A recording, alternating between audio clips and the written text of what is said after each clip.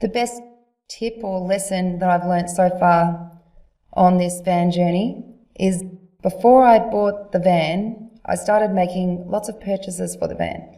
And that was a mistake. It was fun, and I was spending, I was just going to all these different shops and I'll have that, I'll have this, and I was going to camping places and buying all this stuff that I thought that I would need.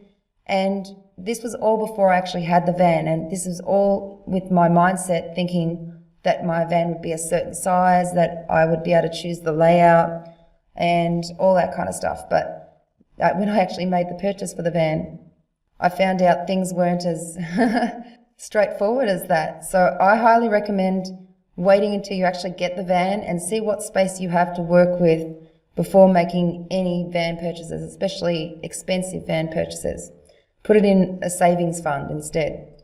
There are a lot of items that I bought new that I won't be able to take with me due to having just no place to put it. And I think I highly recommend that, it's really best to see what you actually have to work with and what you need, and get what you need once you have the van. I've seen people buy solar panels. Well, what if they end up buying a van that already has solar? I've seen people buy toilets. What if their van already has a toilet?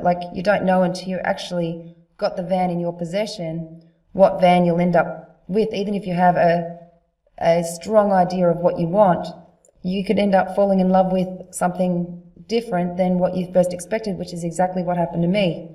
I was expecting a van much bigger, and I ended up falling in love with this one. So highly recommend just holding off, as fun as it is, just putting it away, small purchases are fine, but just think, would this be something that possibly will come with it, or can I make do with something else until I actually have the van in my possession?